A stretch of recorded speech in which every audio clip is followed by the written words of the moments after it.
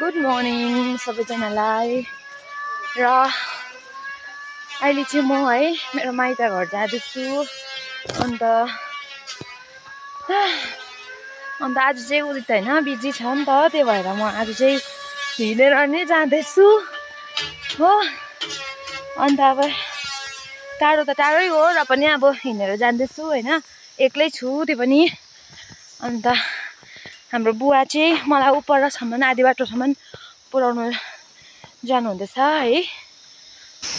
यहाँनिर चाहिँ अब क्या हो टाढोबाट स्कुलहरू पनि आउँछ हो। हामी पनि पहिला स्कुल पढ्दा है यो खोला चाहिँ पुरा पढ्थ्यो र यहाँ चाहिँ अब क्या हो यहाँनिर चाहिँ अब पुलहरू केही भएको भए चाहिँ राम्रो हुन्थ्यो है। बर्खामा चाहिँ यहाँ चाहिँ अब डरलाग्दो पर्छ नि यो खोला। अन्त त्यसले गर्दा हामी पहिला स्कुल आउँदाखेरि कस्तो साह्रो पर्थ्यो यो खोलामा चाहिँ है। अब स्टुडेन्टहरूलाई चाहिँ साह्रो पर्छ नि त यहाँ चाहिँ अब तर्नुको लागि। अरू भन्दा पनि ठुल्ठुलोहरू त सकिहाल्छ तर सानोसानोहरू चाहिँ सक्दैन हो। यहाँनिर पनि एउटा पुल भएको भए चाहिँ एउटा राम्रो हुन्थ्यो होला भन्ने लाग्छ मलाई।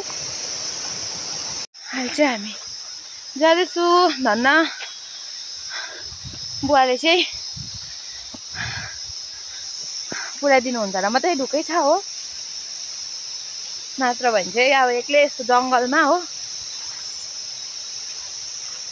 डर पनि लाग्छ।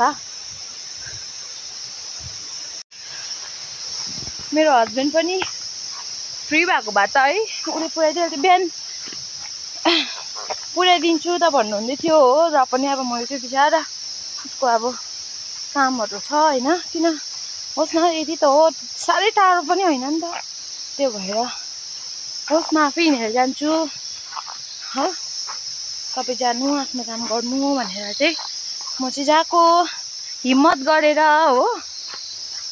मैले चाहिँ है बुवालाई चाहिँ यहाँ माथि हाम्रो माइजूसम्म मात्रै छोडिदिनु भनेको थिएँ नि त, होइन अरे हो तलसम्म कोटीफाटासम्म पुऱ्याएर दिन्छु भन्नुभयो। अन्त मलाई चाहिँ पुरा माया गर्नुहुन्छ हो। मलाई चाहिँ बुहारी होइन छोरी हो भनेर भन्नुहुन्छ नि त, अन्त पुरा माया गर्नुहुन्छ। यहाँ मेरो बुवा हो, बुहारीलाई टाढोसम्म नै छोडिदिने अरे नि त, एक्लै नपठाउने अरे। जाँदैछु अहिले चाहिँ है बुवालाई पनि घर पठाइदिएँ, किनभने टाढो पर्छ नि त बुवालाई, यहाँसम्म त आउनु भएको थियो हो। अन्त यहाँबाट त म आरामले जानु सकिहाल्छु। बुवा होस् तपाईँ जानु होइन भनेर भनिदिएको थिएँ नि त। अन्त बुवा पनि जानुभयो र अहिले चाहिँ म जाँदैछु घर है। फाइनली है गाइस अहिले चाहिँ म आइपुगेँ। म चाहिँ यहाँनिर है काकीकोमा आइपुगेँ होइन। अन्त यहाँ काकीले चाहिँ यहाँ हाँस पनि पाल्नु भएको छ हो, दुईवटा हाँस पनि छ हो। यो दुईवटा हाँस चाहिँ अस्ति पानी परेको बेलामा चाहिँ एक दिन पनि साइड लागेर बसेन अरे हो।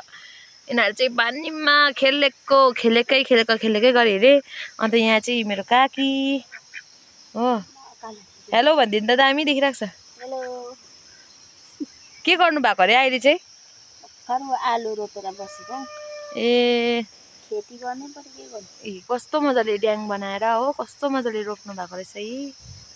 अन्त हाम्रो काकी चाहिँ एकदम मेहनतिलो छ नि त, कामहरू गर्नु चाहिँ अल्छी गर्दैन, एकदम फटाफट।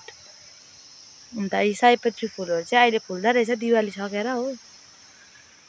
सिमल तरुलको बोट हो यो चाहिँ होइन। यो चाहिँ सबै पापाले सिमल तरुल लगाएको है। यो चाहिँ उतलाको चाहिँ कोलाई सिमल तरुल मनपर्छ है कमेन्टमा भनिदिनुहोस् होला। म पुऱ्याइदिनु आउँछु भन्नु सक्दिनँ हो। सुन्तला पनि फलिरहेछ, ल्याउनु चाहिँ आउँदा हुन्छ है। फुलहरू कस्तो दामी फुलिरहेछ अहिले चाहिँ सयपत्री फुल। जब दिवाली सक्यो तब म त्यही भएर पहिला त दिवालीहरू उयसमै हुन्थ्यो नि है काकी, यस्तो फुलहरू पुरा फुल्ने टाइममा। अहिलेको टाइममा यति बेला हुनुपर्ने हो है। दसैँ दिवाली पनि के हुनु थाल्दै गयो। यो चाहिँ मेरो घर माइत घर। मेरो घर चाहिँ उहाँ तल छ हो, यहाँबाट देख्दैन अहिले गर्छु। आलु खनिसकेर काकी चाहिँ अहिले भएर आमा आएर गीत गर्नु ल। गीत गर्नुपर्छ अहिले ल।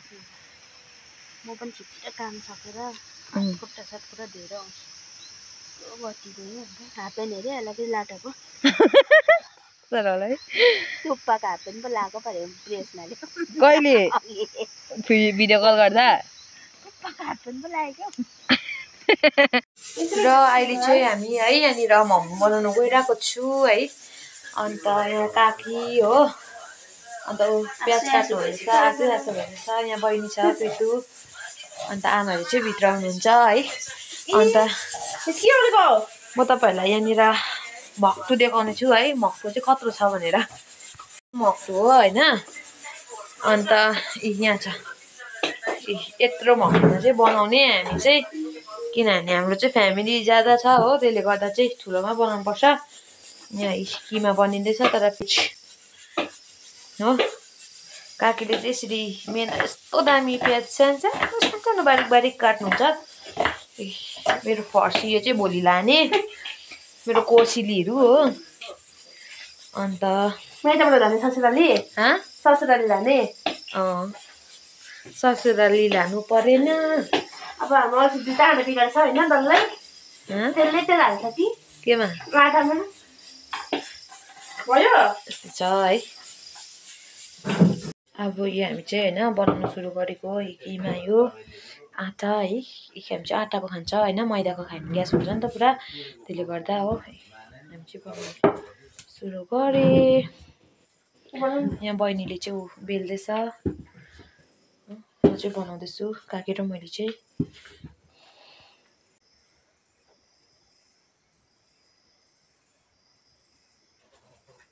अब यो चाहिँ मेरो बनाएको मोमो